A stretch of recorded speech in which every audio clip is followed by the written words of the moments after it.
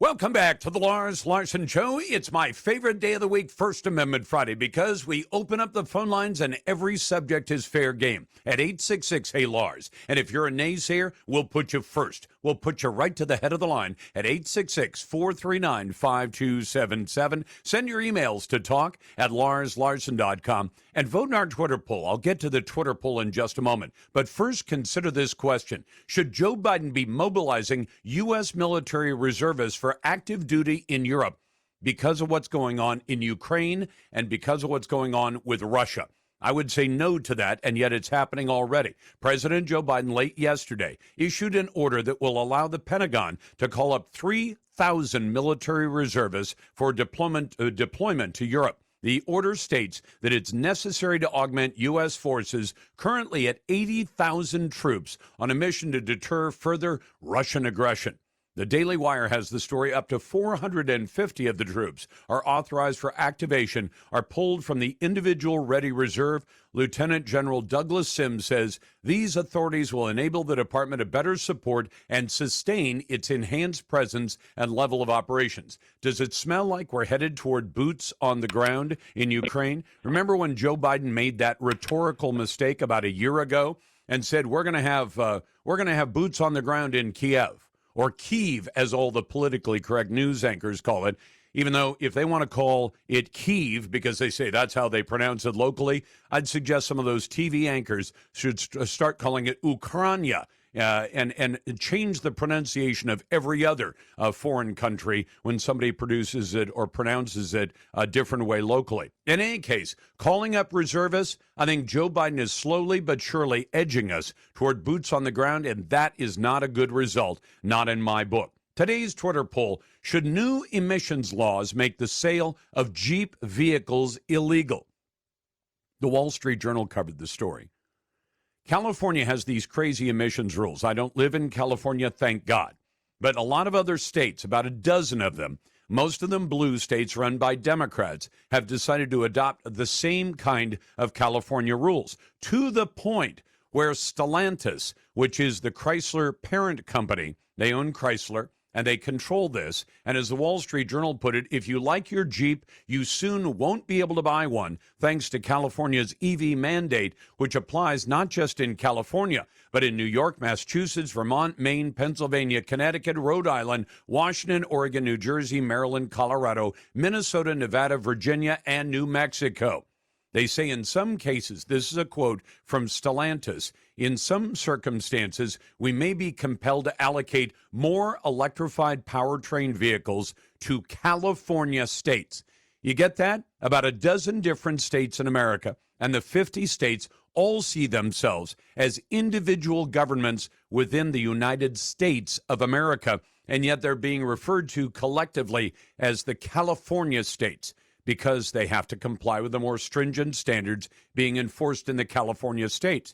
And at that point, I would suggest that the lawmakers and the governors of those 12 states should explain to their constituents how exactly it is that California is calling the shots in places as far away as Vermont, Maine, and Massachusetts. And if that makes you feel represented, that you vote for a representative, you vote for a governor in your state, and then your governor says, we're not calling the shots. California is calling the shots from 3,000 miles away. If that makes sense, I'd love to hear the naysayer argument at 866-HEY-LARS. That's 866-439-5277. Send your emails to talk@larslarson.com. And a shout out to our friends in Manatee, Mississippi, where they listen to great talk radio all day on WKBB. That's FM 100.9, and you can find my show there as well. To your calls now at 866-439-5277. Let's start with Patrick.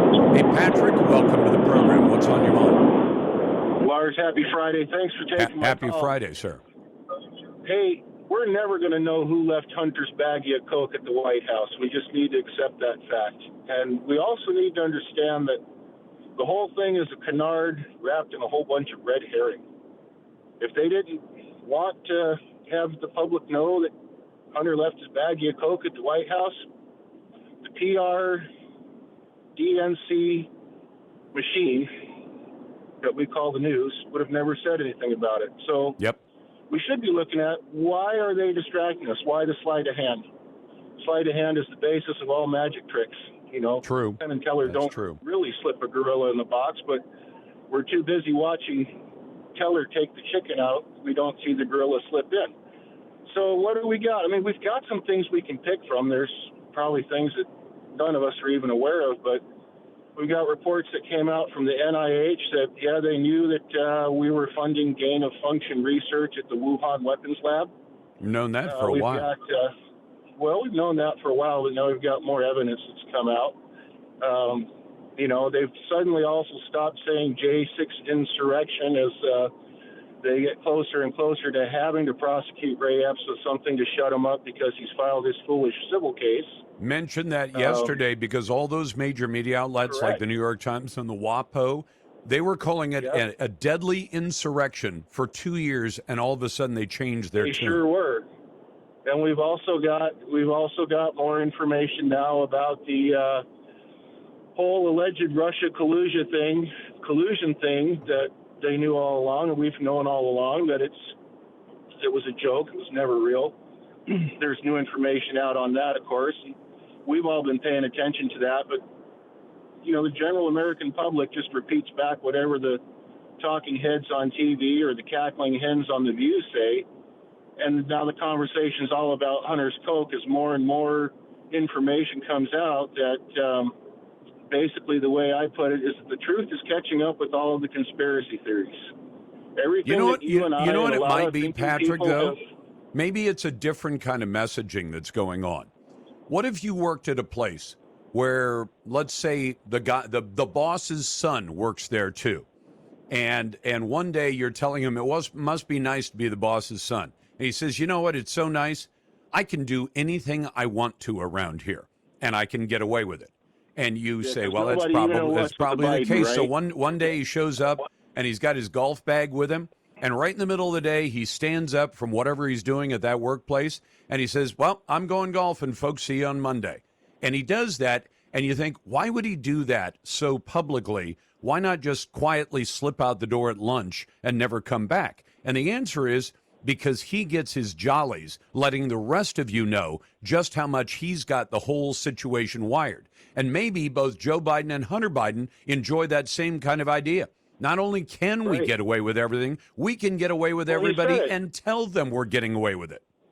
Right. Lars, he said that earlier this week. He said nobody you-know-what's with a Biden. Yep. So well, he said it last October, but he does that. Yep. We need to get, and he also said that, he basically did the exact thing to Ukraine that they accused Donald Trump of and wasted 3.5 years and millions of dollars of tax money. Absolutely right. And remember, the first impeachment of Donald Trump was when he got on the phone and asked Ukraine to look into corruption that involved U.S. officials. And it turns out he never should have. He should have got a medal for that instead of impeachment. It's First Amendment Friday, and you got the Lars Larson Show. Welcome back to the Lars Larson Show. It's a pleasure to be with you on a First Amendment Friday. Always glad to get your phone calls and your emails at 866-HEY-LARS. That's 866-439-5277. Send your emails to talk@larslarson.com. And for my great producer, Donovan, who's on tonight, I want to get to that John Kerry bite here in just a short time. But I want to tell you first, it appears that certain courts, not here in the United States, not yet, but courts have been making allowances that you never would have believed before. For example, a janitor in Italy, he worked at a high school, and a girl said, this janitor groped me. And that's disgusting. It's wrong. The guy's 66 years old, and he's groping a 17-year-old girl. It happened at a high school in Rome. The girl said it lasted 5 or 10 seconds. The janitor says, well, I was just joking when I did it. And the girl's lawyer told Fan Page News site that they would be appealing the judge's decision. The judge decided that if the janitor only touched her for 10 seconds, it was just a quick grope and it didn't count. Kind of like when you drop something on the floor, the 10-second or 5-second rule that you can still pick it up and eat it if you follow that rule. This young lady is being told, doesn't matter if the guy gropes you, as long as it doesn't last very long, then it doesn't really count. It's not a crime. Now, consider that and what you'd say to a judge here in America if he came to the same kind of conclusion. Let me get some of your calls, and then we'll let you hear what John Kerry says about private jets. Patrick's on the line. Patrick, welcome to the program. Hey, Lars, thanks for holding me over on the break. Like I said, I mean, this whole thing with Hunter's Coke baggie, we're never going to know who left his dope at the White House. He did it twice before. They didn't tell us then. They told us now because there's something that's happening or about to happen that they want us to be distracted from. I kind of liked your theory that maybe Hunter just gets his jollies of, showing what the big guy said, that nobody messes with the Biden, that they didn't use the word messes. And I was actually suggesting it was Joe who gets his jollies by saying, watch, here, hold my beer, watch what I can get away with. And right. But here's Patrick. Can I tell you personally? I get really tired of the distraction theory, and I'll tell you why. Because every single day there's something new and interesting that happens. Usually in the summertime it slows down, but this summer seems not to have slowed down. And every time you talk about one subject, whatever it happens to be, people say that's only a distraction, like the loss of the Titan sub was only a distraction, and something else was only a distraction. Well, the thing is, none of us who's really paying attention is distracted by any of that stuff. You deal with it, you talk about it, and I think in the case of the cocaine at the White House, it's actually far more significant than that, because this means that somebody was able to get a baggie of white powder into the White House, past security, and security doesn't seem to give a damn. And then you saw the stories from the Washington Post, and they said, well, pot has been found in the Biden White House before. And you say, doesn't it concern you if what is supposed to be one of the most secure facilities on planet Earth is not all that secure, that they've had incidents before, that they didn't fix the security, and now they still haven't fixed the security, and they don't even seem interested in finding out who violated the security? That suggests the White House is not at all secure, doesn't it? Well, no, because I'll tell you, they know if you use the bathroom at the White House, and Secret Service probably knows what you had to eat for the last week if you do. So they know who brought it in. They know how it got there. They chose to tell us. And, I know you don't care for the whole distraction theory, but I think in this particular case, they want us to not pay attention to something else that they're doing. Well, I'll tell you what, I'm going to be paying attention to everything they're doing, and I appreciate it. Hey, I did mention this John Kerry soundbite. This is where the arrogance, if you think the White House is arrogant to say, yeah, we know you all concluded that Hunter Biden brought the coke, and now the Secret Service is going to tell you they have no idea who it was and just close the investigation. This has been going on for a while. Consider this. John Kerry shows up and he testifies under oath before a congressional committee. And one of the things they're concerned about is that John Kerry, who was kind of a gas bag when he was Secretary of State, he was a terrible presidential candidate. And of course, because of that, he lost.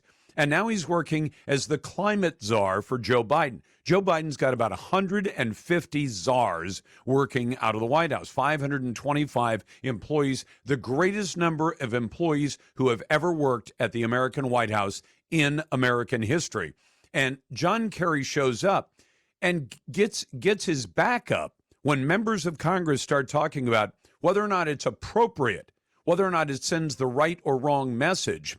When Republicans like Corey Mills of Florida ask, it wasn't too problematic for your operational team and your private jet to get here. And John Kerry acts outraged that they would question the fact that he flies on private jets. Take a listen. I just don't agree with your facts, which began with the presentation of one of the most outrageously persistent lies that I hear, which is this private jet. We don't own a private jet. I don't own a private jet. I personally have never owned a private jet. And obviously, it's pretty stupid to talk about coming in a private jet from the State Department up here. It just, honestly, if that's where you want to go, go there. Now, John Kerry can say he's never owned a private jet. It is probably legally true, if you want to make this narrow distinction, that John Kerry, American citizen, married to Teresa Heinz Kerry, does not himself own all of a private jet. Do you know what is true? There's a charter company that is owned by John Kerry's wife, Teresa Heinz Kerry. It's called Flying Squirrel LLC. And that private LLC owned a private jet. And John Kerry, on his disclosure forms, reported that he owned a $1 million stake in that company, Flying Squirrel LLC. Well, apparently the company has relatively recently, in the last year or so, sold the private jet. So is it accurate? Do you think it's honest for somebody to say, listen, I don't own a private jet. I've never owned a private jet. When you own a $1 million stake in the private company that owns the jet, but you're making the narrow distinction that I don't own all of that jet. I only own part of a private jet. The vast majority of Americans, including me, have never owned part of a private jet or all of a private jet. And John Kerry is sitting there getting all outraged that they would ask him about all of his private jet travel. We've pointed out to you before that it was calculated while that jet was still owned by Flying Squirrel, that in the course of a year, it actually put out about 300 metric tons of carbon. So for a guy who's constantly lecturing us about carbon and carbon dioxide and not using fossil fuels, we know he flies around on a private jet. He at one point was even asked about it, and he said, well, it's the only way for somebody like me to travel around. Well, there are plenty of members of Congress who travel on commercial jets. In fact, my last time in Washington, D.C., I encountered a U.S. senator, and I talked to him for a moment. He's a Democrat, so he didn't want to come on the show. But there are U.S. senators who travel on private jets. So how is it that John Kerry thinks he is so darn special as the climate czar for Joe Biden that he can't be seen flying on a commercial airplane, with the masses? He has to fly in a private jet. That's his elitist attitude. Let's go to Jason. Hey, Jason, welcome to the Lars Larson Show. What's on your mind? Yeah, I was just a little curious about the About the what? In the White House. The what? Purity. The purity of what? The purity of the drugs that were found in the White House. It wasn't cut or mixed with that fentanyl garbage that's going around. Well, if you're Hunter Biden, you got to use the good stuff, not the stuff that might kill you. Right. So they must have connections like to cartels or to these upper echelon of drug dealers where they get the good stuff. I imagine they do. Joe Biden has been the best thing that ever happened to the Mexican drug cartels. I mean, after all, he threw open the border. He distracted the Customs and Border Protection with literally millions of people illegally crossing the border. I would think that the cartels would be inclined to maybe do a favor for Joe. And if Joe doesn't want the blow, then Hunter can get the blow instead. And I think Hunter's the guy who brought the blow to the White House. You're listening to First Amendment Friday and the Lars Larson Show. Welcome back to the Lars Larson Show. It's a pleasure to be with you, and I'm always glad to get to your phone calls and emails. If you want to join the best conversation in talk journalism, it's right here at 866-HEY-LARS. That's 866-439-5277. Send your emails to talk@larslarson.com. And our Twitter poll, this one really this is interesting on a number of levels for me.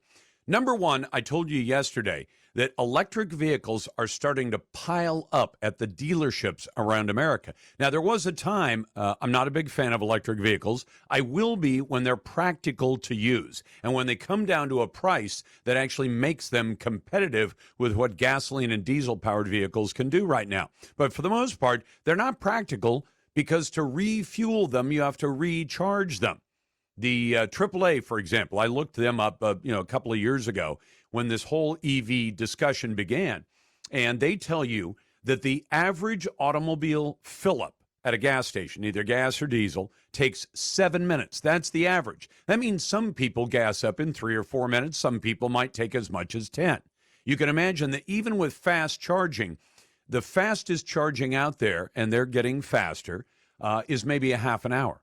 And typically, it might take you a couple of hours to get a full charge. Now, imagine even if they get it down to where electric vehicles routinely can be fully recharged in half an hour. How many times have you pulled up at the gas station and you're sitting behind two other people in line for the pump that's available? And you say, well, it's going to be, I'm going to have to wait 10 or 15 minutes. If you're behind two other EVs that are pulling up to recharge, you're probably going to be half an hour for the first one, half an hour for the second one, and then you're going to have half an hour for you. So you're going to be at the refueling station with an EV for as much as an hour and a half. Now, is that tolerable for anybody?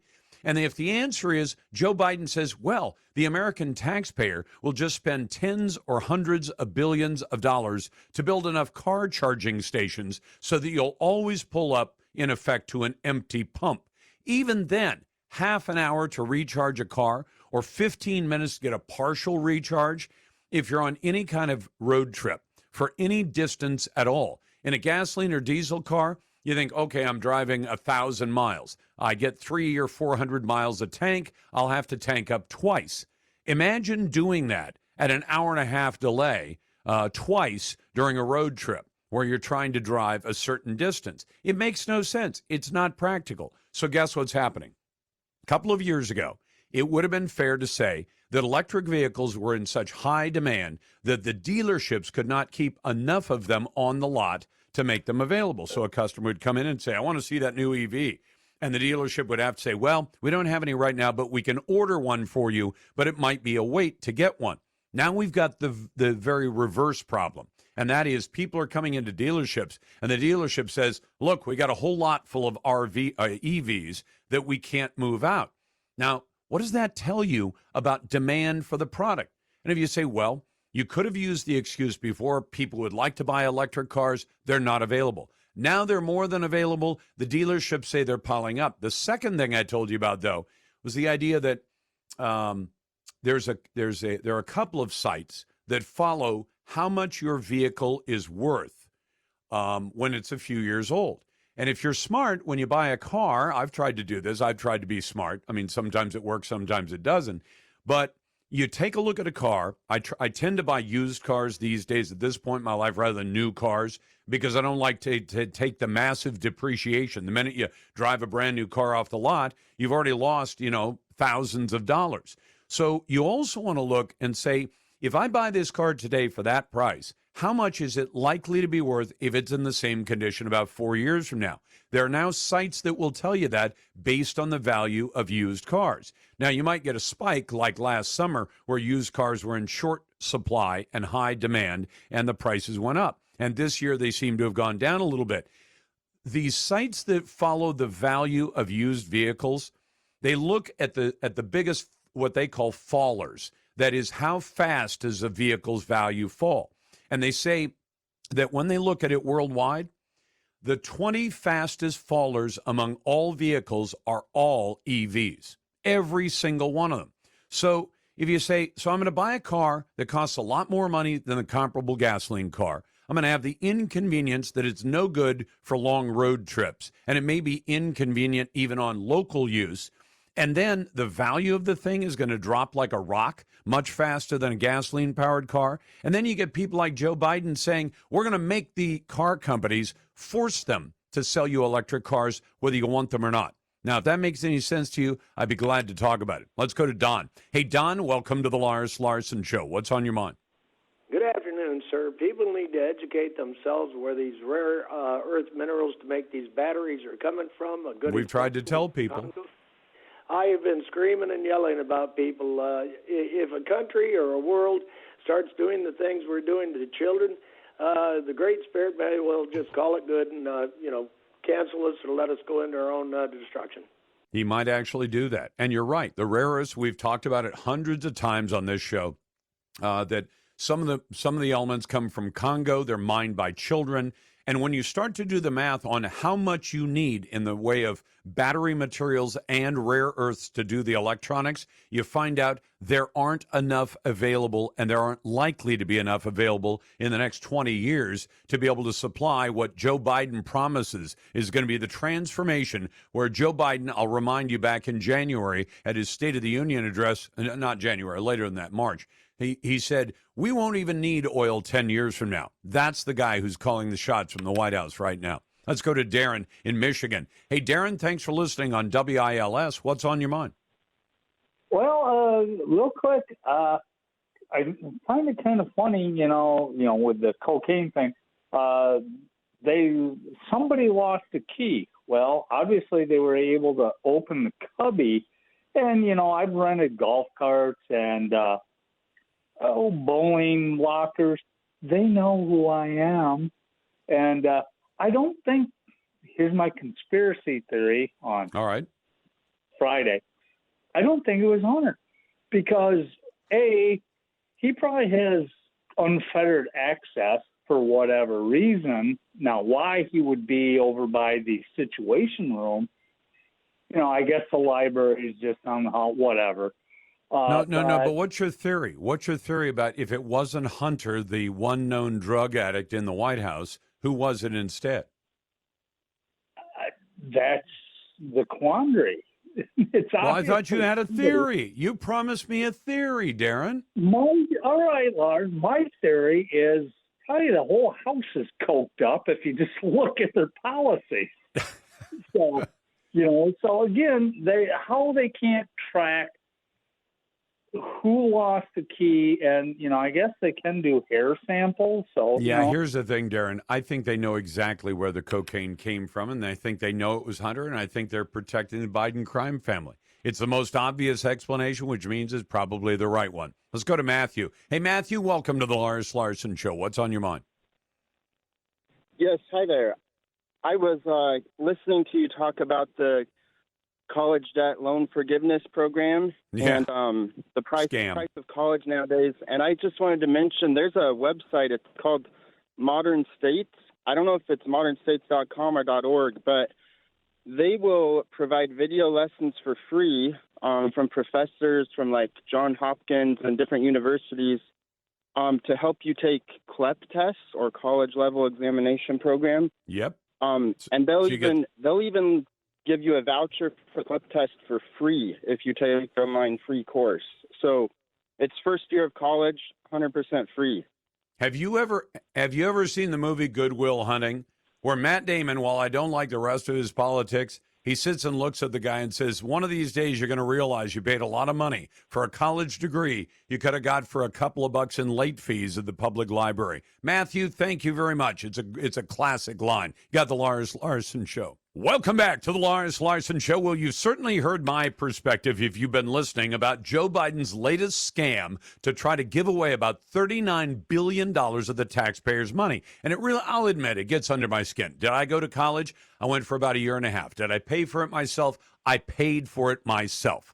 And when I decided to go to work, instead of I worked all the way through college, so that's how I made it work for myself. But now Joe Biden wants to forgive $39 billion in student debt. In fact, I hate to use that term because I'm a Christian. I believe in forgiveness too. But in this case, it's not just forgive. It's say, can I transfer $39 billion of somebody else's debt to another group of people, most of whom have never sat in a college classroom? So he comes out with another plan today, the Friday document dump, to make sure it draws as little attention as possible.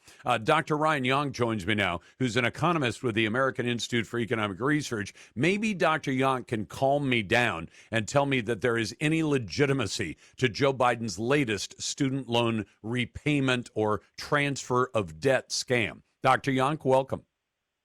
Hey, thank you for having me on. I'm happy to chat with you about what I think is a largely political move, albeit one that is way less terrible than the last attempt.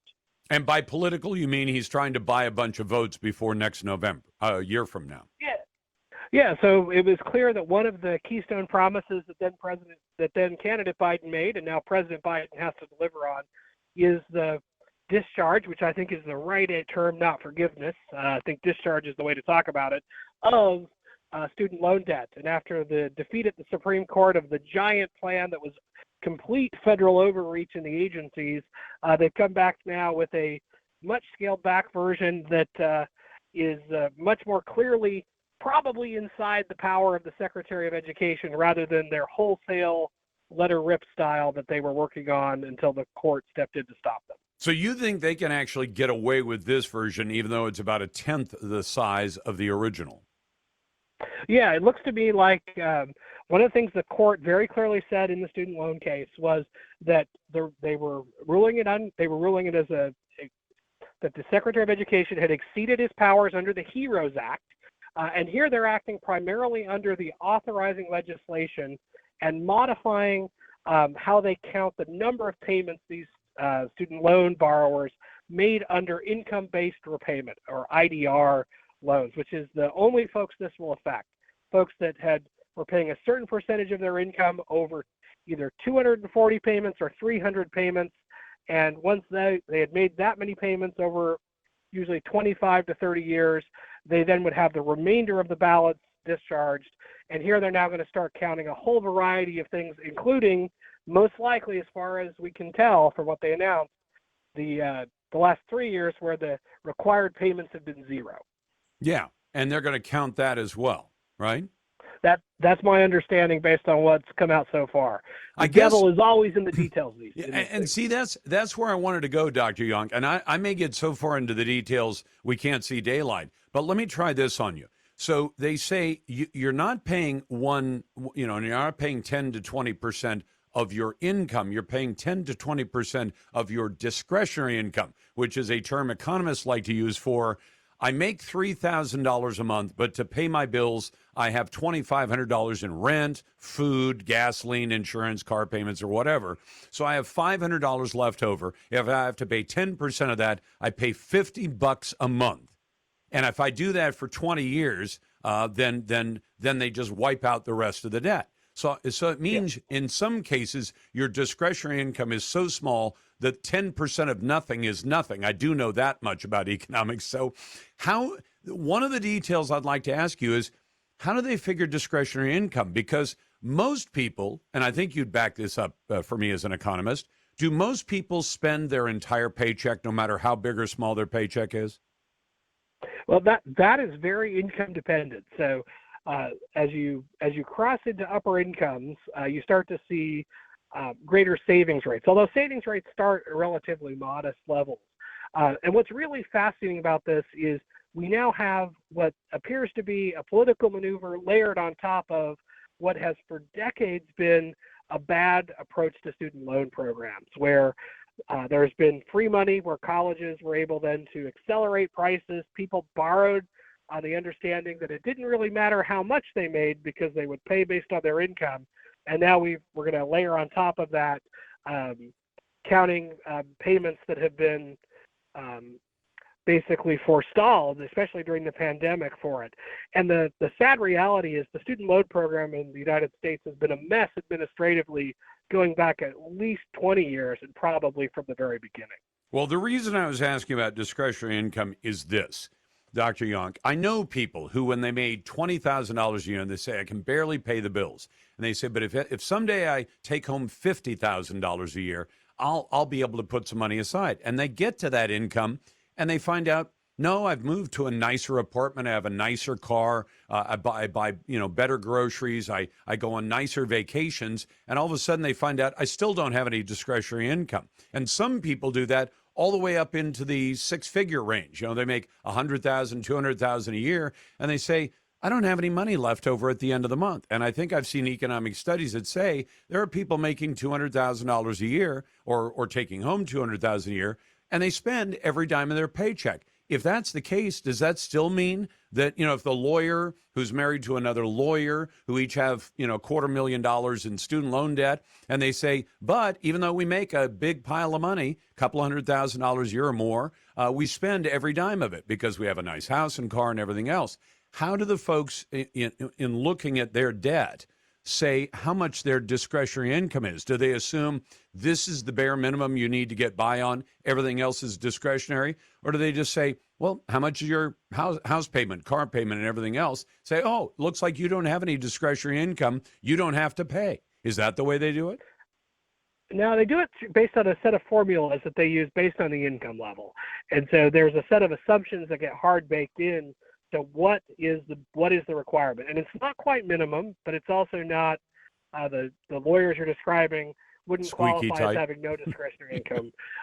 What you end up getting is a set of basically tables from the Department of Education and the lenders that say this is what you should be able to pay at this level of income. And unfortunately, that's changed a lot over the years. And so there's very little consistency in the student loan program that has made it easy to game. And this is the latest sort of gaming of the student loan system. I was a borrower that paid income-based repayment for a while on student loans.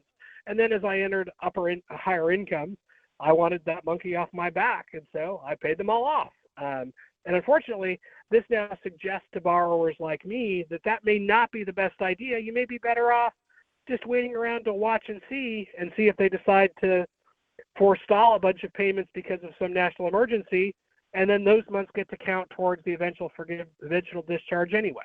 Unbelievable. Dr. Ryan Yonk, who's with the American Institute for Economic Research. It's First Amendment Friday. Thanks, Dr. Yonk.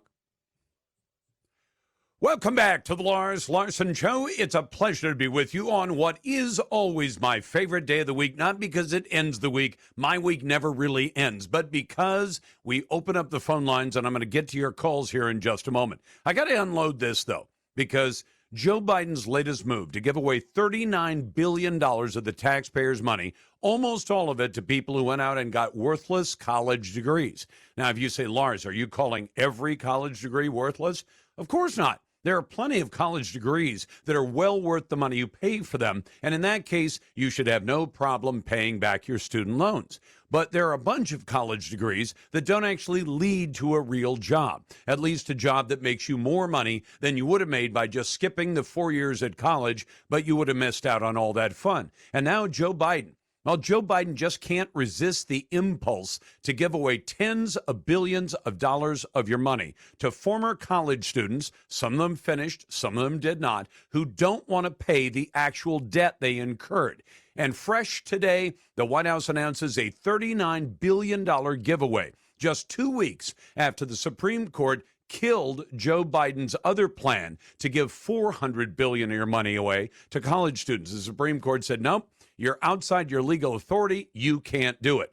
Biden calls this a fix to an already generous program. It allows somebody who took out college loans to pay as little as 0% of their income, because what it's based on is disposable income.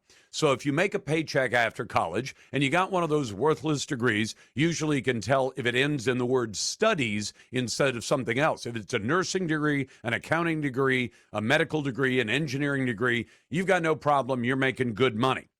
But if you got one of the worthless degrees, you don't have any disposable income. So paying 10 or 20% as the income-based repayment calls for, 10% of nothing is still nothing. And I know that without even having an economics degree. In some cases, the Starbucks job that's held by that college grad doesn't leave any disposable income at the end of the month, so they pay nothing. You then pay nothing for 20 years, and Joe Biden now says if you still have a balance remaining, say $50,000 or $100,000 you still owe, then the debt is forgiven.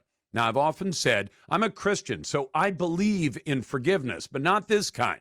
In this case, forgiven is a euphemism. What Biden's latest scam really means is that people who got a worthless college degree, it was their decision. They were over the age of 18 in almost every case. They could read, write, and count, or they wouldn't have got into college, although Harvard may make an exception. You know how they want to go. But it never led to a high-paying job. They are going to transfer the debt to the 2/3 of Americans who never even sat in a college classroom. So 800,000 of your fellow Americans will enjoy dumping their debt on you. Joe Biden wants to buy enough votes with your tax dollars that voters will give him another 4 years to finish wrecking America. It is First Amendment Friday. Let's go to your calls now. Let's start with Ron. Hey, Ron, welcome to the program. What's on your mind on a First Amendment Friday? Well, I agree about a lot of things, but thanks, Lars, and I enjoy your show as well.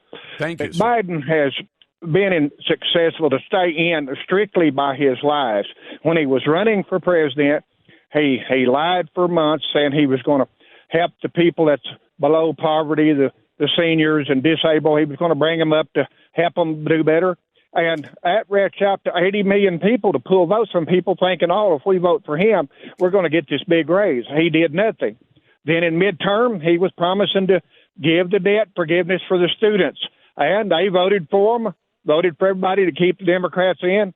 What happened? Nothing happened. He knew when he made these promises that he was not going to do it. He's doing a deal now, and it can be probably blocked in court, as far as I know, to keep it going through. But all these people will vote to thinking they're going to get all this stuff, and they don't think about how after he does it, he's going to raise their taxes. Nope.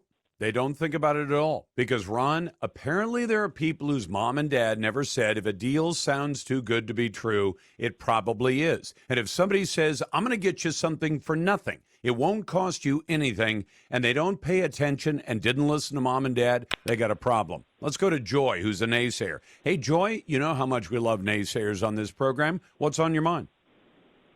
Well, I feel like your characterization of the loan program and those who take it is completely wrong. Even though I don't agree with his political side, but I do listen to the Dave Ramsey show, and so many people who are calling in because of debt, they're working.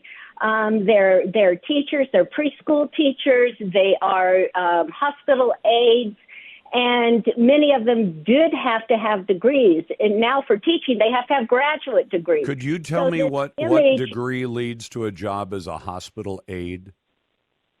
Well, it may be that it's a community college. It may be, so it depends. But like teaching, I lived in Palo Alto. My son went to Gunn High School. Okay, hold on, Joy. You're going to go into a lot of side issues. I want you to stick with the main issue. Say teachers were living in people's garages. Well, that's because Palo Alto has an average home cost of $4 million.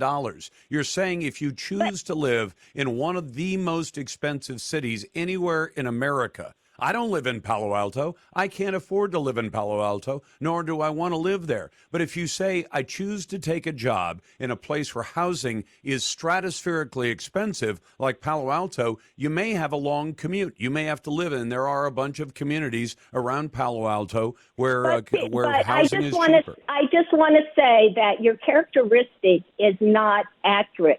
It is not. It's not that people are there's all the baristas. There's people who are in critical industries that if you're a nurse or a doctor or an engineer or a lawyer, you're making the kind of paycheck that'll pay back the student loans. If you chose to get a degree that didn't lead to a good job, then that was your choice. But Joy, you're always a good naysayer. Thanks for the call. Let's go to South Dakota and talk to Mike. Hey, Mike, welcome to the Lars Larson Show. What's on your mind on a First Amendment Friday? Hey, Lars, how's it going? Very well. Anyway, you're talking about California and all these crazy laws they're putting out. They put out some laws with like hog farming and stuff too. That's impacting, our economy around here and stuff too. But like with these cars, why doesn't Chevy, Ford, and even, everybody just grow a backbone and just say, well, we're not going to comply to it. If you don't want to buy our cars, we just won't sell them. Just sell them to this other, and it's pretty soon California can't buy any new cars, and their people are going to revolt. I wish they would, Mike, and I think the answer is we've allowed the federal government, and we've allowed it, our representatives have, to become so essential to every industry, meaning that all the big car companies know we can't get a car approved to be sold without having the cooperation of the federal government. We can't bring in the materials to build the car without the cooperation of the federal government. So if you tell the federal government to go pound sand, you know what the federal government will say to any car company that does that? They'll say, oh, you must not like being in the car business, because if you tell us to pound sand, you're going to end up in trouble and you're not going to be able to build cars at all. So get with the program or else. And I think that's what they've done. Coming up, Hollywood writers have been on strike for months. Have they now been joined by the Screen Actors Guild? Is anybody going to notice their production coming to a halt? We'll talk about it next. Welcome back to the Lars Larson Show. It's First Amendment Friday. We'll get to your calls a bit later. I want to talk to our friend Christian Toto, who's the host of the Hollywood and Toto podcast. Christian, let's see if I have a dog in the fight. Fran Drescher, the union president for the Actors Union, Screen Actors Guild, is actually one of my wife's favorite actresses from television. And at one point, I got a Taft-Hartley letter and was invited to join that because I happened to end up in a movie. Some of it ended up on the cutting room floor, and I politely declined, said I'm not interested in being part of the SAG Guild, even though I'm sure there would have been some benefits to that. I said, no, not interested. So I've disclosed my dog in the fight.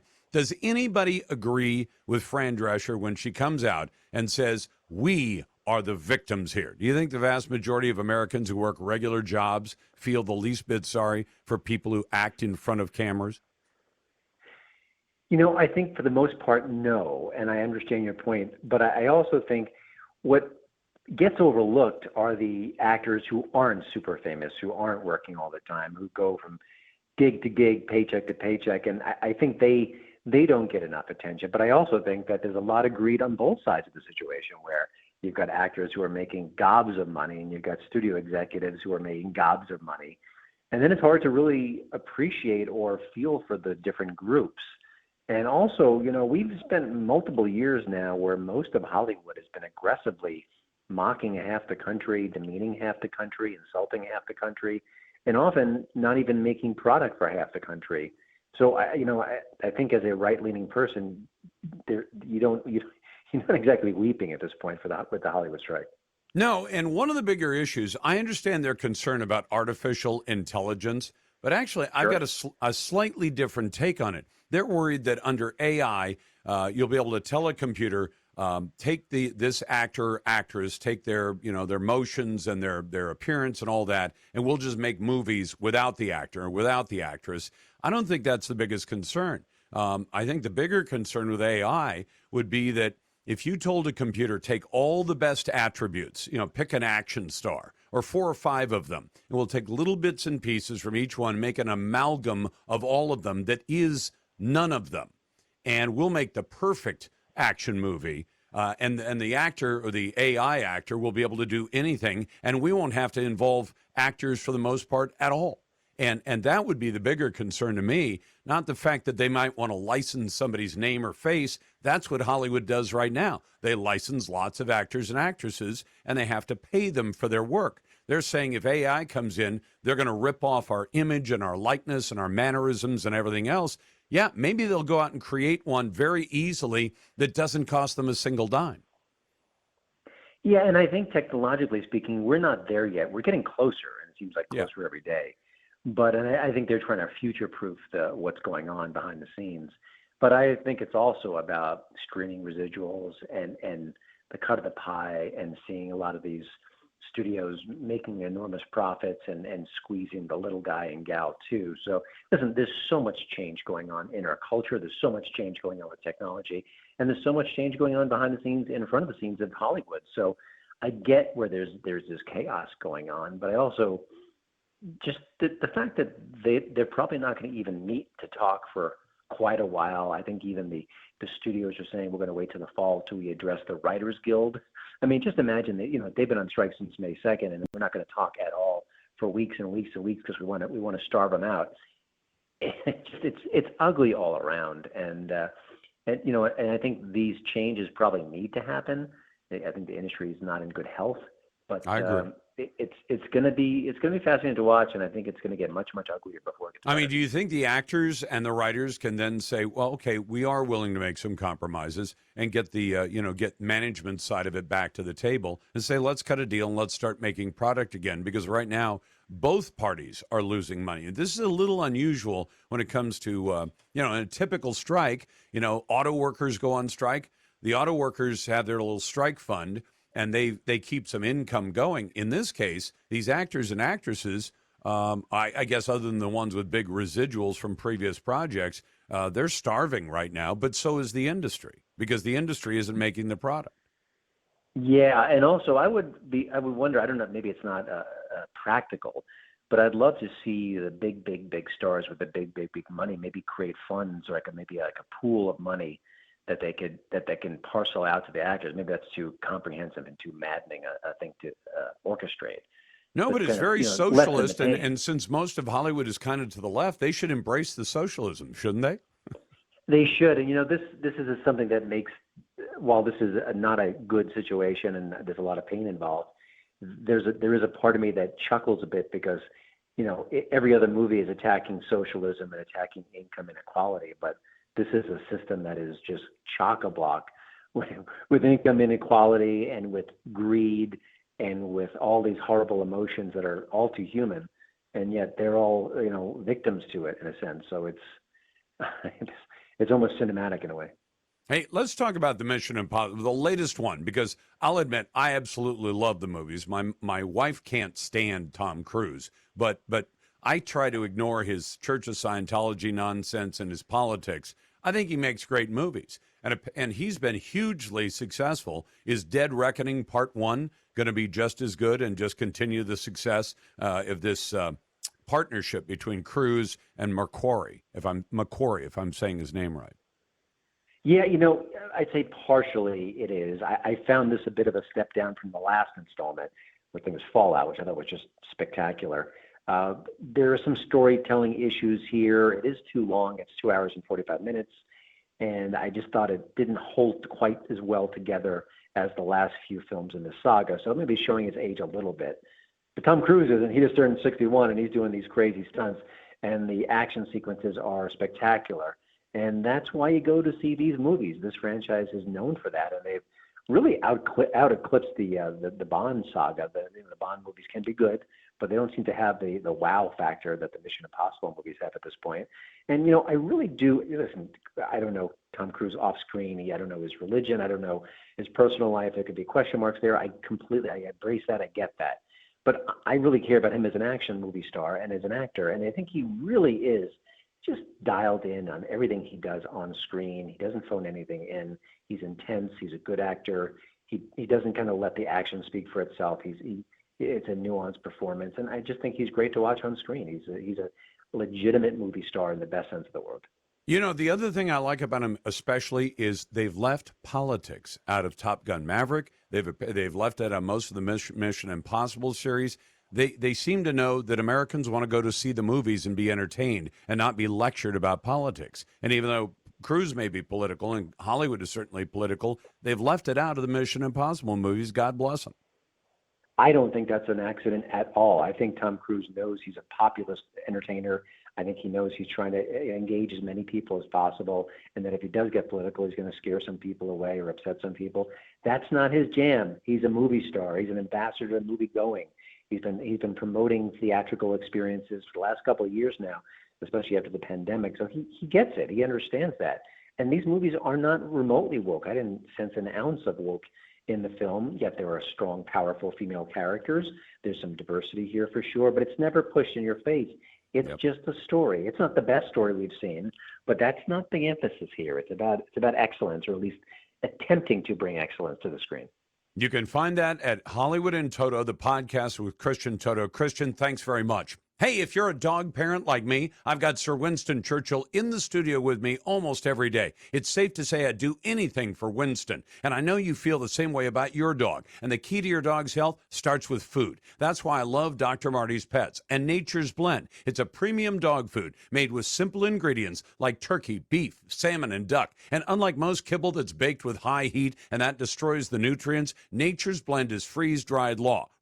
And I started buying it years ago. It's a great food for your dog. Zero artificial preservatives, additives, or fillers. It's full of protein, fiber, and omega-3s. Doesn't have the junk food. Dogs love it, including Sir Winston. Claim 54% off Dr. Marty's Pets Nature's Blend and get a free pack of premium dog treats. Just go to drmartypets.com/pets or text PETS to 511-511. That's PETS to 511-511. Message and data rates may apply.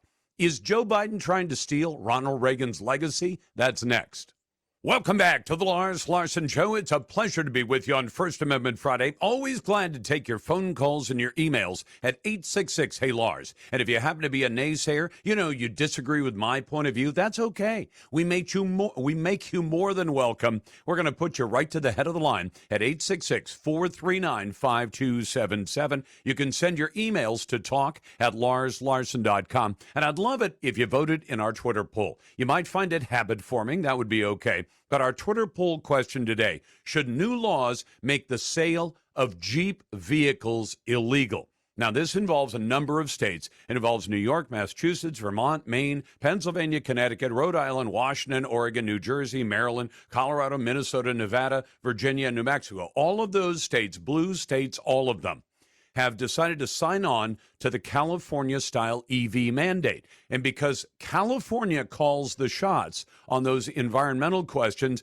then you get all those states being told by the folks who make Jeep, that's Chrysler parent Stellantis, they said, well, we may have to cut back on the shipments of gasoline-powered cars to your area because, after all, your area has bought into the same California nonsense that's wrecking the rest of the country. So, should California's policies control another dozen states throughout America?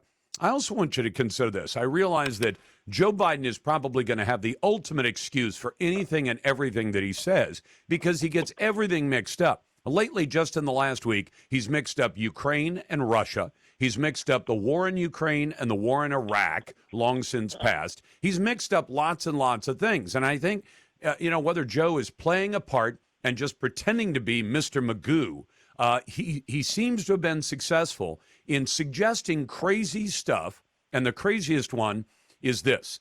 He claims that Ronald Reagan's actions on the economy, as the greatest president of the last century, Donald Trump's the greatest president of this century, in my view, that Joe Biden's economic policies that are wrecking America find their inspiration in the acts of the great Ronald Reagan. Craig Shirley is chairman of Citizens for the Republic, founded by Ronald Reagan, and the author most recently of Mary Ball Washington. We've talked about this, the untold story of George Washington's mother. Hey, Craig, welcome back to the program. Hi, Lars. How are you? By the way, sorry. Go ahead. I think I've written several more books since Mary Ball Washington, but you have. But who's counting? I just finished another book about Ronald Reagan. Well, and you've written some great books about Ronald Reagan, and maybe we should have mentioned that when we try and give you your due when we can. But tell me this: Thank you so much. How does Joe Biden get away, or how does he think he's going to get away with saying, "You see all this stuff I'm doing to the economy? It was all inspired by Ronald Reagan," and get away with it? Is it just he's going to use dementia as his excuse, or what? Well, he's got an echo chamber that supports him, unfortunately. The idea of a free and independent media really doesn't exist anymore as far as ABC, NBC, CBS, the Washington Post, the New York Times. Those are the news organizations. And, thank God that our side, we are a growing conservative media empire. You and talk radio across the country. By the way, I just saw a rating for your show. And you were in the top 20, so congratulations. Thank you very much for that. I appreciate it. But let's talk. I'd rather talk about rather than talk about me. I'd rather talk about Joe Biden. I know. I just had to slip that in there. But the fact is that the power structure is such that it's all aligned against conservative, principled, populist individuals, organizations, rhetoric, whatever. We don't. The left. Think of all the institutions in America, whether it's Hollywood, which used to be conservative, is no longer. Big universities, which used to be conservative but are no longer. The news media, which used to be fairly patriotic and fairly, if not right of center, at least independent and free, no longer. The military, the Pentagon, which used to lean conservative, which now is a woke joke. I doubt we could fight a successful war against anybody in America, against anybody in the world. So the left has taken over all these institutions, including the media. And so is that if Biden wants to say something foolish and ignorant, that nobody's going to challenge him on it except for us, except for you and other radio shows, Fox News, Newsmax. Well, Craig, I got to tell you something. When I was a reporter, and I'm still a journalist, but I was a reporter and kept my opinion out, there were lots of times I loved to hang a politician up by his own, petard, hoist him by his own petard by saying, hey, the governor says X, but here are the facts, and just juxtapose the fact. And journalists used to love to do that. I mean, not out of any mean spirit, but say, this guy's trying to sell you a bill of goods, and here are the actual facts. What do you think has happened, before we get back to Joe and Ronald Reagan, what do you think has happened that the media says, oh, Joe just said something completely foolish, stupid, and inaccurate. We're not going to correct him on it. What the heck explains that? Lars, you've raised a very, very, very important point. When the framers were crafting the Constitution, and they jammed in the First Amendment, we know it's in there, freedom of press, freedom of assembly, freedom of religion, freedom of speech. But freedom of the press was oddly jammed in with personal freedoms. It should have been maybe in a second or third or fourth amendment, something like that. But the framers put it in there because they didn't like the broadsheets and the pamphleteers of the era, but they saw the newspapers of their era as valuable allies against the government on behalf of the American people. Valuable allies that no longer exists. Is that it used to be down through the ages. John Adams imprisoned newspaper editors who displeased him under, of course, the Sedition Acts. Lincoln imprisoned newspaper editors who displeased his Civil War policies. Woodrow Wilson complained about the media. John Kennedy canceled the subscription to the New York Herald because he didn't like its Republican editorial policy. But the point is that the media was doing its job. They were challenging those in authority. That no longer exists. Except the old phrase I used to love, I didn't invent it, but our job as journalists was to comfort the afflicted and afflict the comfortable. Let's go back to Joe, though. So Joe Biden inherited an economy that was ready to take off after a year and a half or 2 years of the pandemic. Ronald Reagan inherited a mess from Jimmy Carter. Right.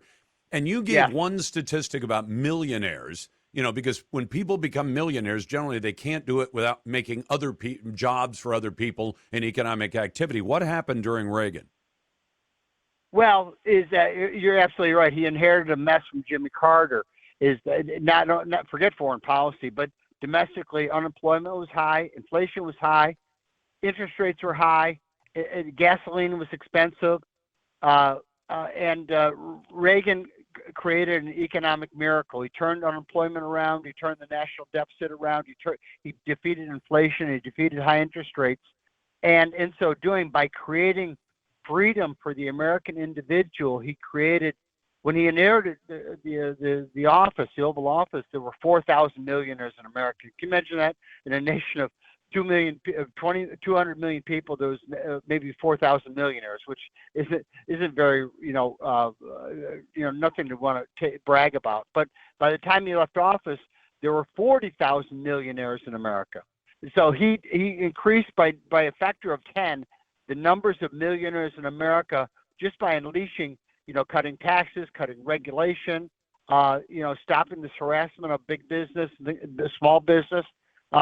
So he turned it all around.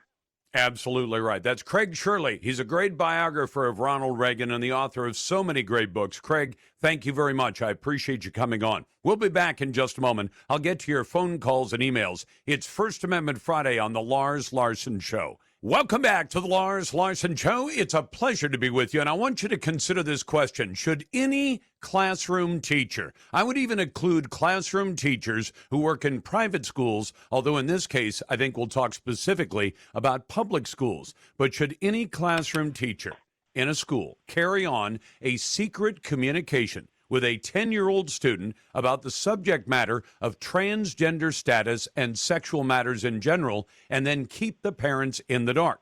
Now, I'd love to have a naysayer call the show and say, oh, yeah, that'd be perfectly okay with me.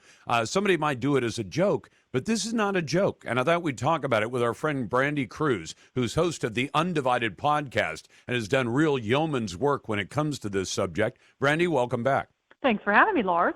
So you've got a teacher that sends a note to a student saying, a 10-year-old who sends a note to the student saying, you need to get a personal email set up so we still have a way to communicate. Would you mind telling my audience what you've discovered about the circumstances of this illicit conversation? Now, this is wild stuff, and it has to do with a school district that I know you talked about before, that I've talked about quite a bit. It's the Olympia, Washington School District, which has become the poster child nationally for politics and ideology seeping into classrooms.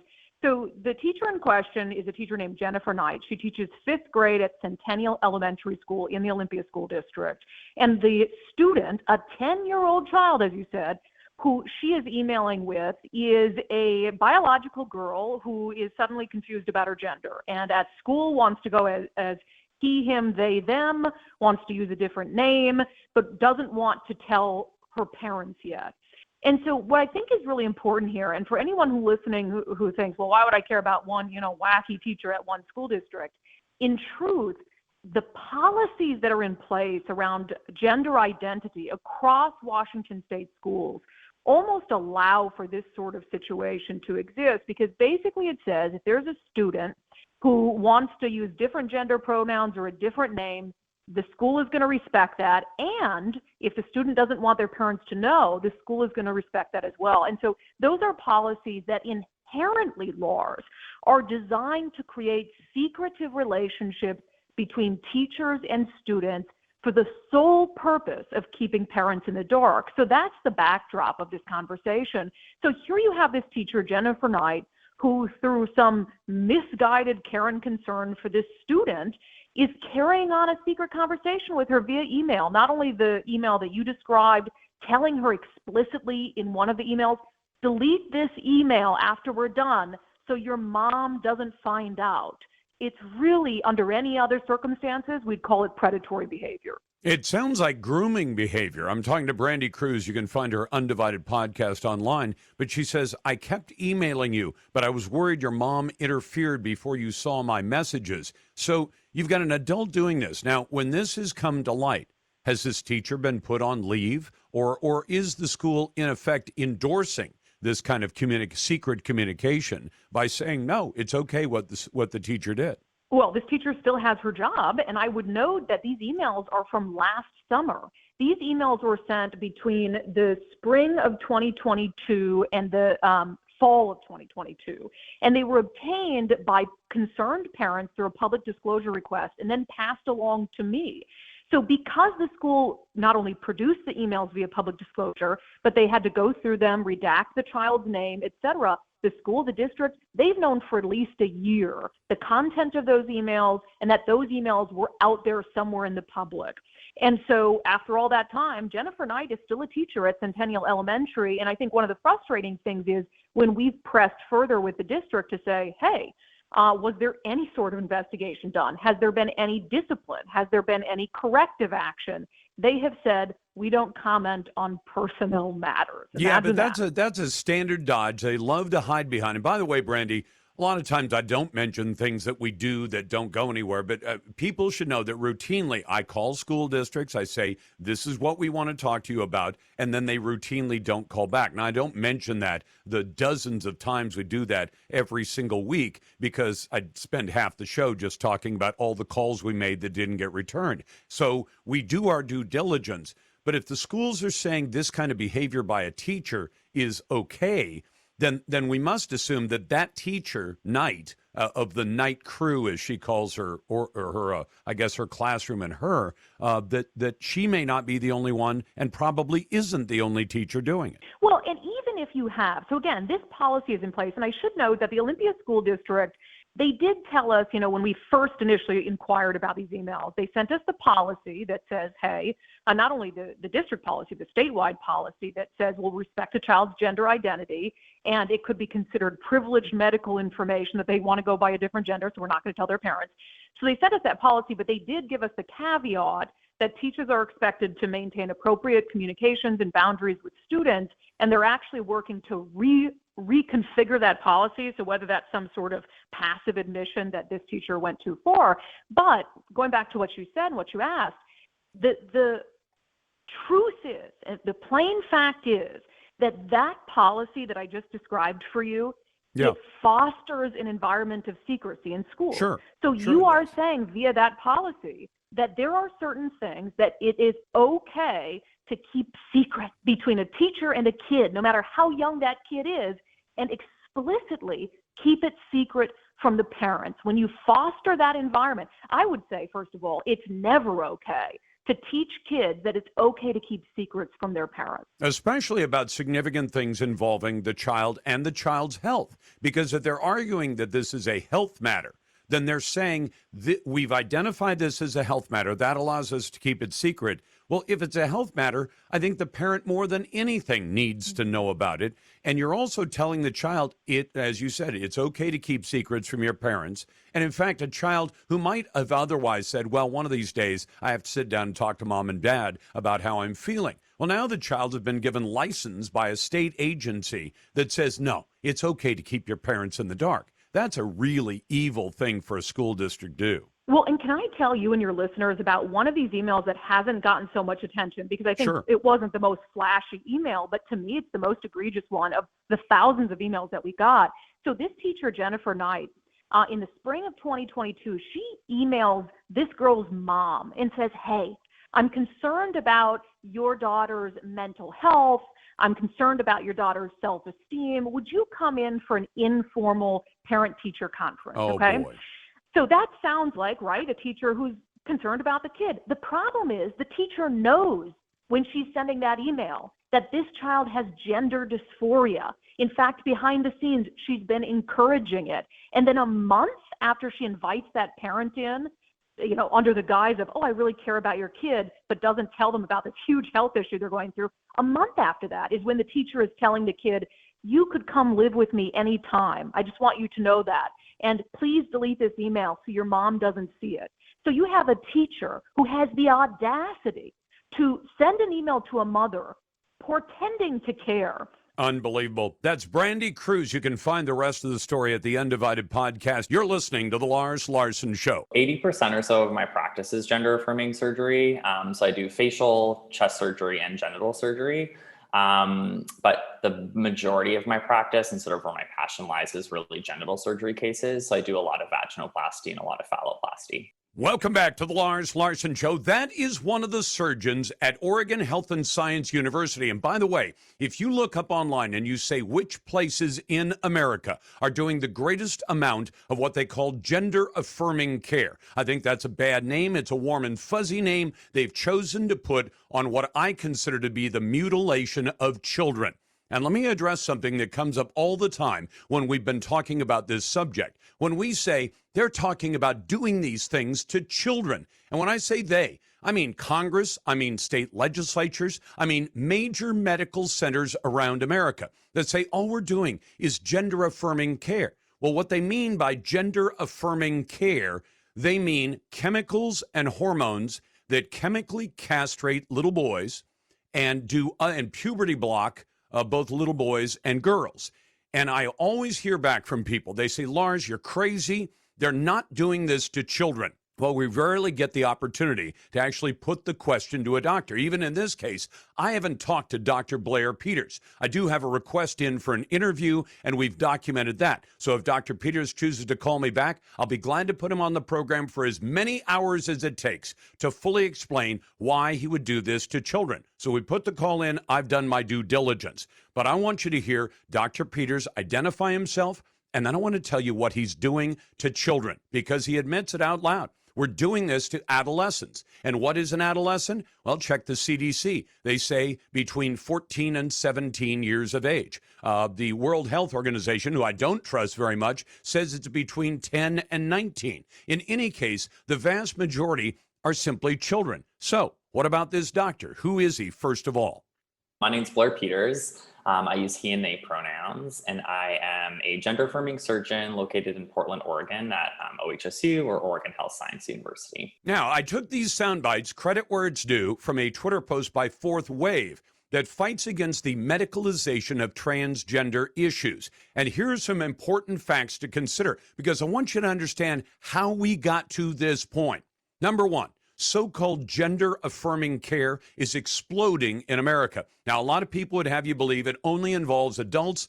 Logic would tell you otherwise, and I'll get into that in just a moment. It is worth today, in today's medical centers for doctors and hospitals, the current value of this so-called gender-affirming care, chemical castration of children, and surgery on children is worth about $2 billion a year to the hospitals and the doctors in America who choose to engage in this stuff. And by the way, as we always promise on this program, if you're a naysayer, I'll be glad to put you right to the head of the line. You want to call in and explain why we should do these kinds of things to children. I've had enough of the people who simply deny it and say, oh, they're not doing this to kids. These are adults they're doing it to. I'll tell you why that's logically fallacious. In any case, it's worth $2 billion today. But they say so-called gender-affirming care, meaning surgery and hormones, is exploding at about 11% a year in growth. They say it'll be at $5 billion a year in a very short time, and that's only for the United States. So money is a big driver of what's going on. The second big driver, advocacy groups. Activist groups like LGBTQ+++ and all the other alphabet that they've thrown in there. And the schools, the public schools, are driving this agenda as well, because there are an awful lot of people who are teachers, not all of them, but an awful lot of teachers who buy into the LGBTQ agenda. Now, I don't care if they buy into the agenda outside the classroom, but these teachers are now bringing it into the classroom, and they're indoctrinating your kids. Now, what happens when a child goes to a teacher and says, I'm having real confusion about my gender? Does the teacher say, that's okay, we'll talk to your parents, and then maybe they'll refer you to a counselor, to a psychologist, to a psychiatrist, or whatever? No. What we've got is lawmakers who say, we're going to keep this a secret from the parents. You routinely hear denials from all of those involved that any of this has to do with children. They say their work focuses on adults. But I want you to think for a moment. No matter how basic your education is about the birds and the bees, think about the nature of sex and sexuality and puberty. Now, again, the CDC defines puberty as between 15 and 17 years of age, and you know that doctors are mutilating children who are too young to give true, informed consent to a radical procedure like that. Well, Dr. Peters confirms that in the interview. Some of the early challenges are getting someone to successfully dilate that's never had to engage with their pelvic floor musculature and is maybe 17, 18 years old. It's hard. It's hard. Lawmakers in many states seek to change the laws about the age of consent for children. And they've also tried to change the laws and say it'll be legal for agents of the state. And by that I mean teachers, counselors, school principals, superintendents, social workers who work for state agencies, and even social workers who work for private activist groups that work in concert with those state agencies. Puberty-blocking hormones and chemicals that make permanent changes in the bodies of boys and girls. And now, surgery sometimes done on children. Now, you can go on and deny it to yourself if you want to. Dr. Blair Peters of OHSU talked about that in the interview he did. You made a comment about sort of the demographic shifting. I would just say they're expanding in either direction. So yeah, a lot of adolescents presenting for surgical intervention, but also a lot of people that are like in their 70s sometimes coming in for genital surgery, and then everything in between. A lot of adolescents. And as I said to you, it makes logical sense. If you're going to try and change someone's sexuality, you don't do it a decade or two after they go through puberty. The doctors and the politicians have tried to justify this mutilation of boys and girls, the chemical castration, and even the surgical removal of breasts and other organs that children are born with, in an attempt to replace those organs with something created by the surgeon. They tell us it's about helping kids avoid suicide, except that in Western Europe, which was on this track a lot earlier than the United States, many of the medical centers that did it the most have now stopped because they said they don't realize enough about the long-term effects. And guess what? Dr. Blair Peters admits they don't exactly know how this works while they're doing it to children. Listen. Those of us that do a fairly high volume of genital gender affirming surgery, you know, we've maybe done a handful of pubertally suppressed adolescents as a field, and no one's published on it yet. OHSU we're just putting our first series together as we're kind of learning and figuring out what works. Learning and figuring out what works. Dr. Peters didn't use the term experimentation, but I'd ask you, if you said to your doctor, I need something fixed, and the doctor says, well, we don't exactly know how it works or what the long-term effects are, but let's try this and see if it works on you. Would you consider that experimentation? Now, I did my due diligence, as I mentioned. OHSU routinely refuses to answer questions about any of the activities, and especially about this so-called gender-affirming care. So I called Dr. Peters directly, left Dr. Peters a message, and said, I'd love to talk to you. Come on the show and explain what you're doing to children and why it's right in any way, shape, or form. It's First Amendment Friday. Glad to be with you and always glad to take your calls. You're listening to The Lars Larson Show. Welcome back to The Lars Larson Show. It's a pleasure to be with you, and I want you to consider this question. Should any classroom teacher, I would even include classroom teachers who work in private schools, although in this case, I think we'll talk specifically about public schools, but should any classroom teacher in a school carry on a secret communication with a 10-year-old student about the subject matter of transgender status and sexual matters in general, and then keep the parents in the dark. Now, I'd love to have a naysayer call the show and say, oh, yeah, that'd be perfectly okay with me. Somebody might do it as a joke, but this is not a joke. And I thought we'd talk about it with our friend Brandy Cruz, who's host of the Undivided podcast and has done real yeoman's work when it comes to this subject. Brandy, welcome back. Thanks for having me, Lars. So you've got a teacher that sends a note to a student saying, a 10-year-old, who sends a note to the student saying, you need to get a personal email set up so we still have a way to communicate. Would you mind telling my audience what you've discovered about the circumstances of this illicit conversation? Now, this is wild stuff, and it has to do with a school district that I know you've talked about before, that I've talked about quite a bit. It's the Olympia, Washington School District, which has become the poster child nationally for politics and ideology seeping into classrooms. So the teacher in question is a teacher named Jennifer Knight. She teaches 5th grade at Centennial Elementary School in the Olympia School District. And the student, a 10-year-old child, as you said, who she is emailing with is a biological girl who is suddenly confused about her gender, and at school wants to go as he, him, they, them, wants to use a different name, but doesn't want to tell her parents yet. And so what I think is really important here, and for anyone who's listening who thinks, well, why would I care about one, wacky teacher at one school district? In truth, the policies that are in place around gender identity across Washington state schools almost allow for this sort of situation to exist, because basically it says if there's a student who wants to use different gender pronouns or a different name, the school is going to respect that. And if the student doesn't want their parents to know, the school is going to respect that as well. And so those are policies that inherently, Lars, are designed to create secretive relationships between teachers and students for the sole purpose of keeping parents in the dark. So that's the backdrop of this conversation. So here you have this teacher, Jennifer Knight, who through some misguided care and concern for this student is carrying on a secret conversation with her via email. Not only the email that you described, telling her explicitly in one of the emails, delete this email after we're done so your mom doesn't find out. It's really, under any other circumstances, we'd call it predatory behavior. It sounds like grooming behavior. I'm talking to Brandy Cruz. You can find her Undivided podcast online. But she says, I kept emailing you, but I was worried your mom interfered before you saw my messages. So you've got an adult doing this. Now, when this has come to light, has this teacher been put on leave? Or is the school, in effect, endorsing this kind of secret communication by saying, no, it's okay what the teacher did? Well, this teacher still has her job, and I would note that these emails are from last summer.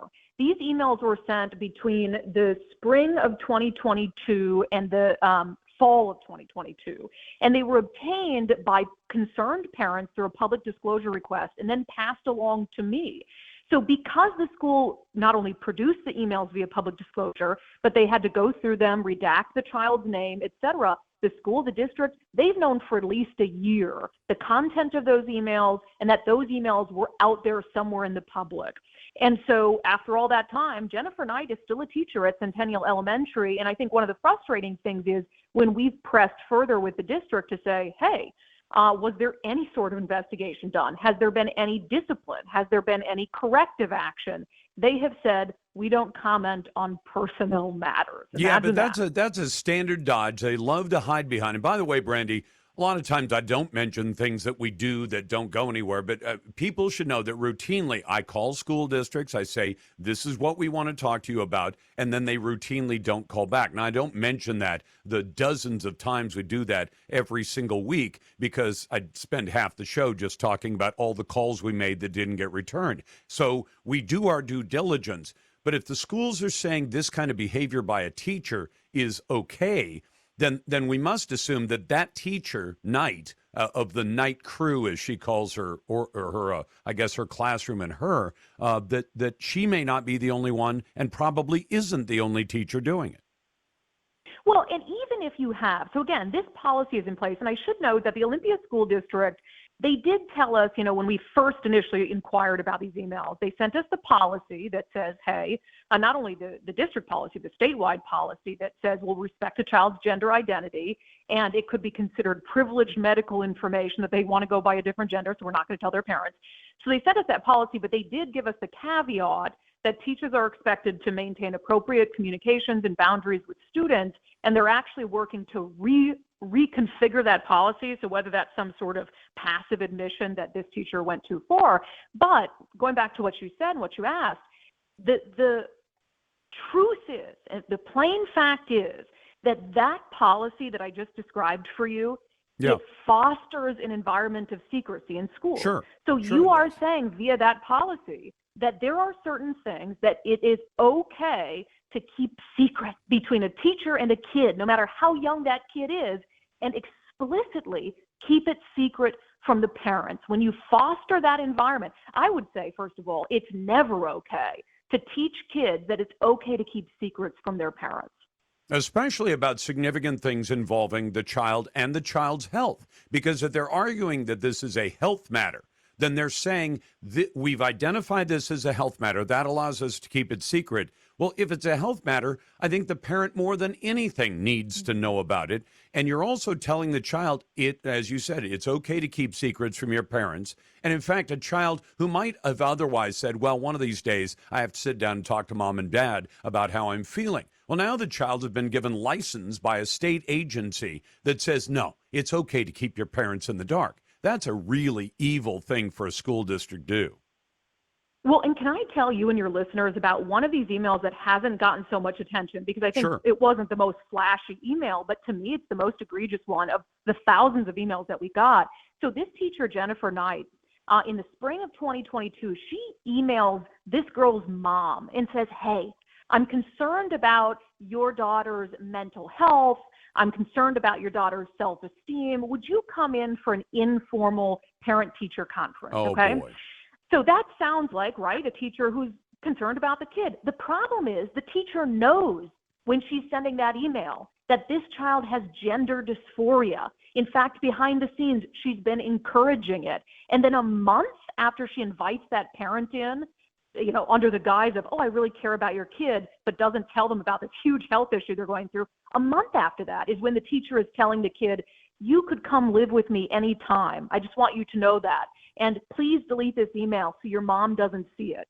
So you have a teacher who has the audacity to send an email to a mother portending to care about the child's well-being, all the while keeping this major secret about the kid's health from the mom. Unbelievable. That's Brandy Cruz. You can find the rest of the story at the Undivided Podcast. What if you could help turn back the clock and help your dog play like a puppy again, no matter their age? It's Lars, and it sure works for Sir Winston Churchill, my Bernese Mountain Dog. That's why Dr. Marty developed Nature's Blend, because your dog needs a diet full of real cuts of meat, similar to what they'd eat in the wild. Dogs go bonkers for Nature's Blend. When given the choice between Nature's Blend and the giant online retailer's #1 bestseller in dry dog food, a study shows 29 out of 30 dogs choose Nature's Blend first. Tori from Tulsa says, my fur baby is so eager to eat it. Other dog foods I've tried gave my sweet boy issues with allergies. They all went away with Dr. Marty's and Nature's Blend. Give your dog a food they'll love and help support their youthful energy, healthy skin, easy digestion, and a happy full life. For a limited time, claim 54% off Nature's Blend and get a free pack of premium dog treats from Dr. Marty Pets. Go to drmartypets.com/pets or text PETS to 511-511. That's text PETS to 511-511. Study available on request, message, and data rates apply. Glad you're listening on the Lars Larson Show, and glad to get your phone calls, too, at 866-HEY-LARS. Send emails to talk@larslarson.com. You're listening to The Lars Larson Show. Welcome back to The Lars Larson Show. It's a pleasure to be with you, and I'm glad to take your phone calls and emails. This week is the week that we found out that after only about a week of investigation, the Secret Service came out and announced proudly, we've found no conclusive results as to who might have brought that cocaine into the White House, even though I think anybody with a brain suspects strongly that it was Hunter Biden, the son of Joe Biden, who left the cocaine there. He does have a notorious drug addiction problem. And, of course, he might be the only person who feels he has the latitude to pull a stunt like that and get away with it. And it seems he will, because the Secret Service says, yep, we could only narrow it down to about 500 suspects. And understand, this was not in the public part of the White House that you can take a tour of. No, it was in the more secure parts of the White House that at least allegedly are under the protection of the Secret Service. I thought I'd put the question to Hans von Spakovsky, who's a senior legal fellow at the Heritage Foundation. Hans, welcome back to the program. Should anybody buy the Secret Service answer, well, we just couldn't figure out who did it after a long, hard week of investigation?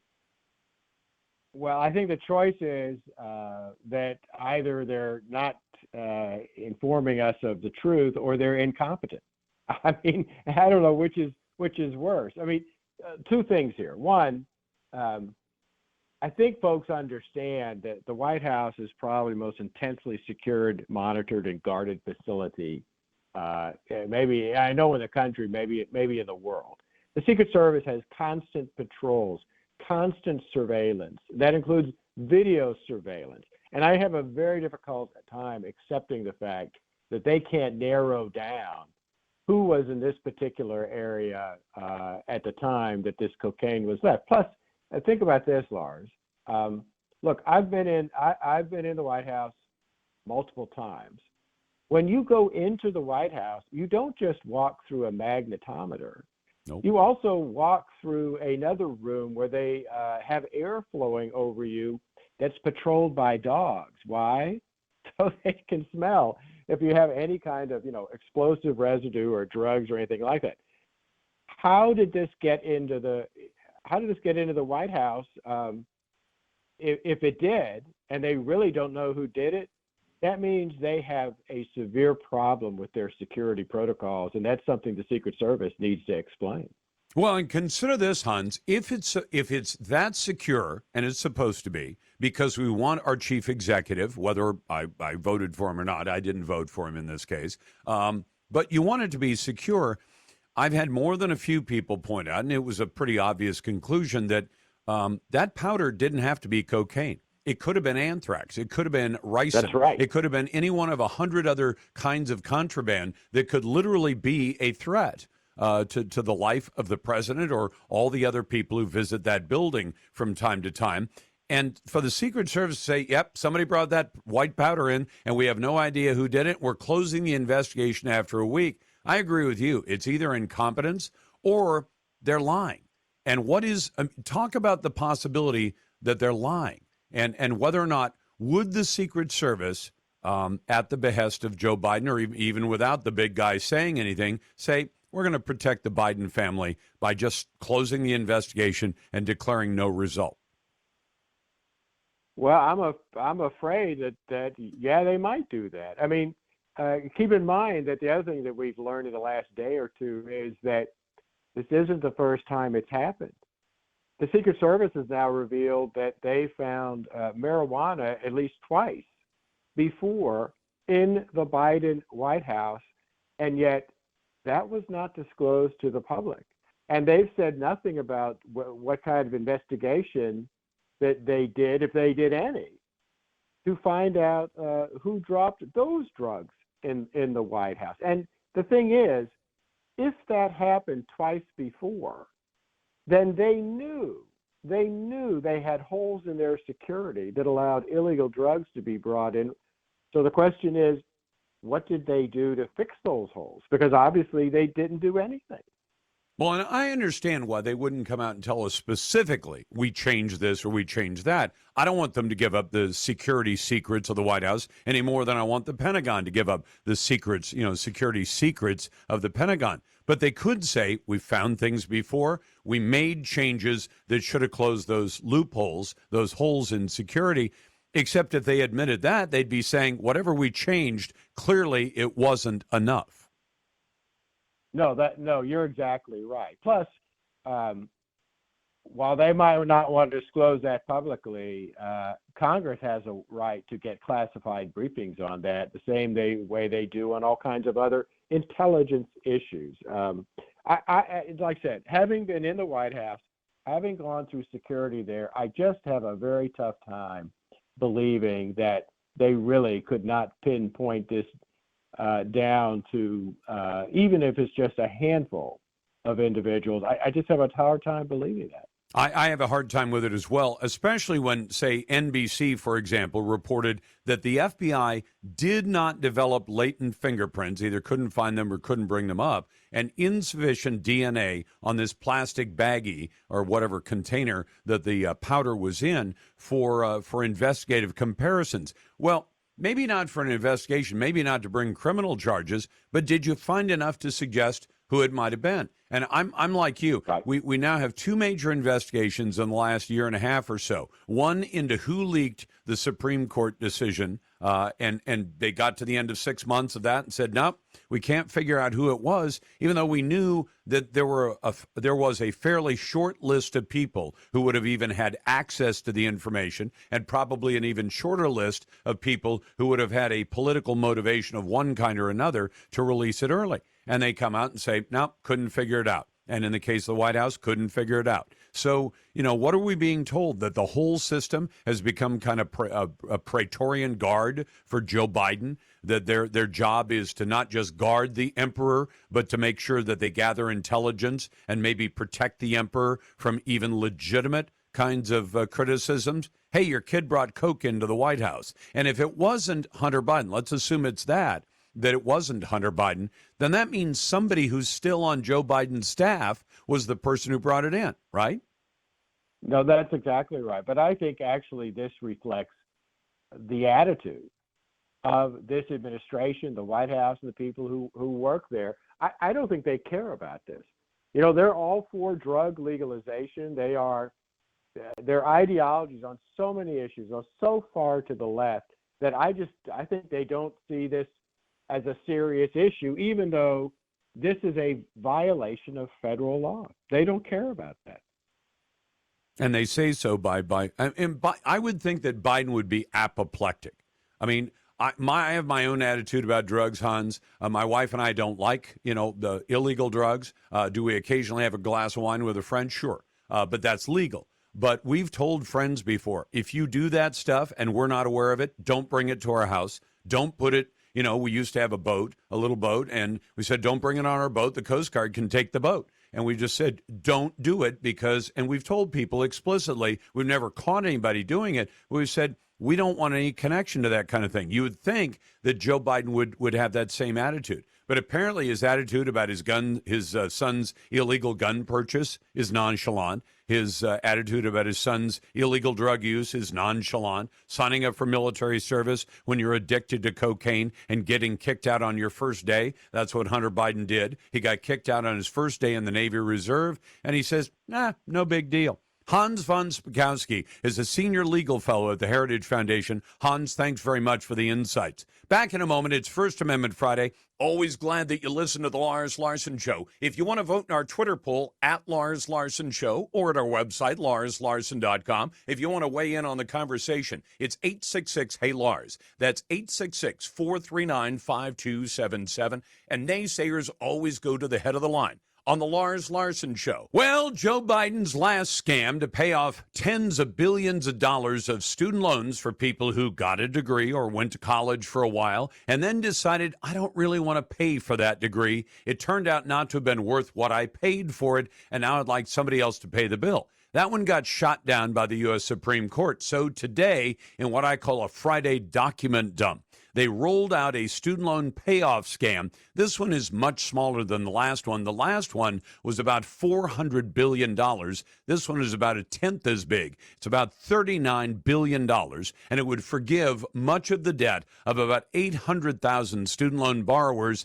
and it is a complete and total scam. I want to give you my take on that. But first, since it's First Amendment Friday, if you'd like to join the best conversation in talk journalism, it's right here every day at 866-HEY-LARS. And on First Amendment Fridays, every subject is fair game. And of course, if you're a naysayer, we'll put you right to the head of the line at 866-439-5277. Send your emails to talk@larslarson.com and be sure to vote in our Twitter poll. You'll find the Twitter poll written out of the news of the day every single day at Lars Larson Show on Twitter and larslarson.com on our website. Should the new laws of California make the sale of Jeeps illegal in about a dozen different states around America? And it's quite a selection. All blue states for the most part: Nevada, New Mexico, Colorado, Minnesota, New Jersey, Oregon, Washington, Rhode Island, Pennsylvania, Maine, Vermont, New York, and Massachusetts. Most of them solid blue states. So what's happened?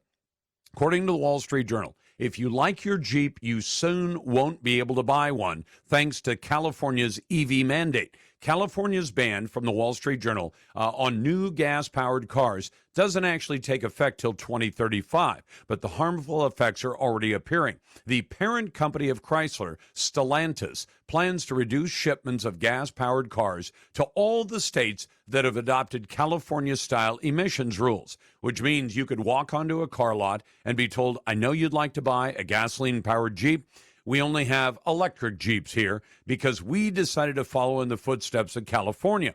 I think that's wrong. So, should the new laws make sales of Jeeps illegal in Oregon and Washington? I'd answer no to that. You can answer any way you like. Find it at Lars Larson Show and at larslarson.com.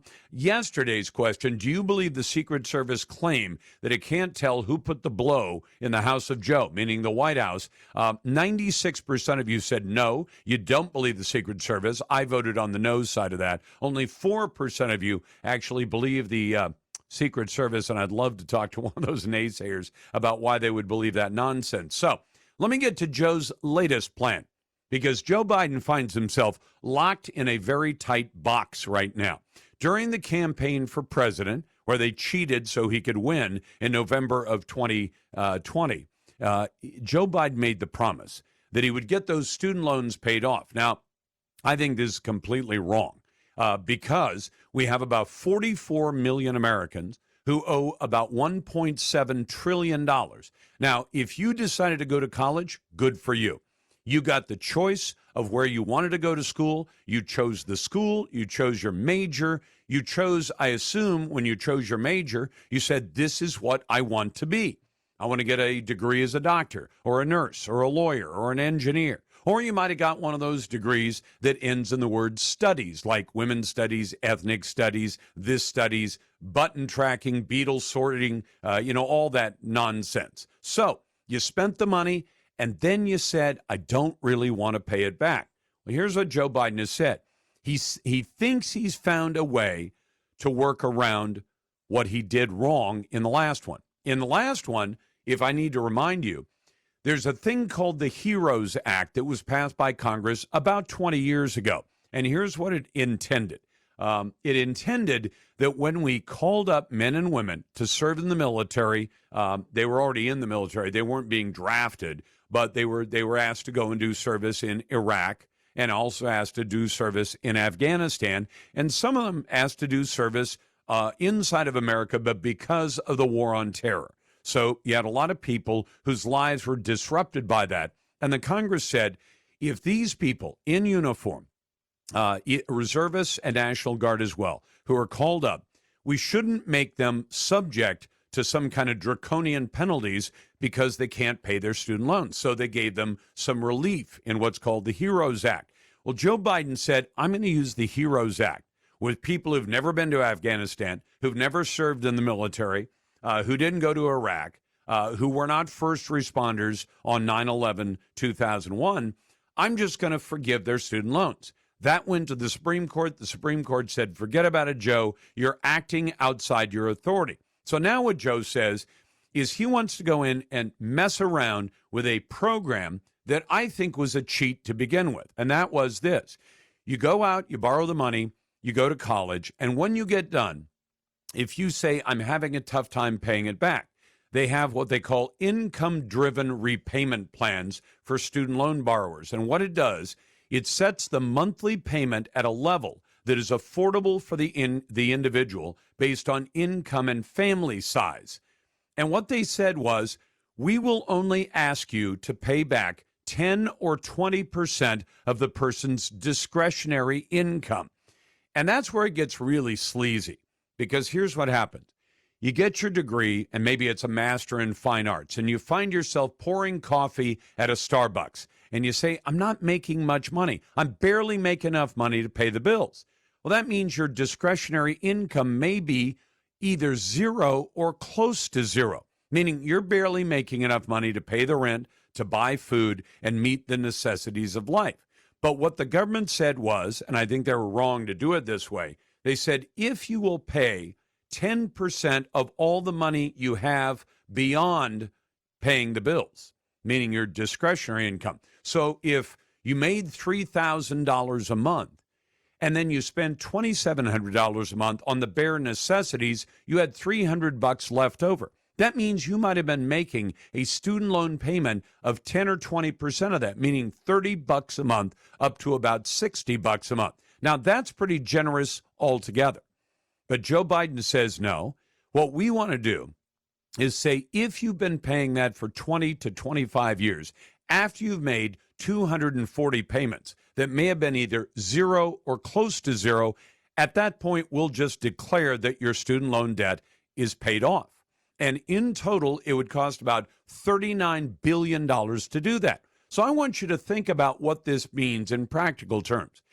A young man or woman goes to college, they get a degree in something that does not lead to a well-paying job. And then you go out and you work at lousy jobs that don't pay a lot of money beyond paying the bills.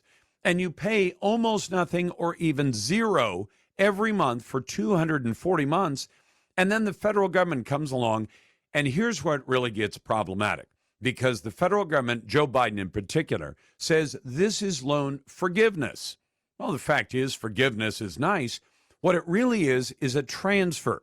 You're listening to the Lars Larson Show on First Amendment Friday.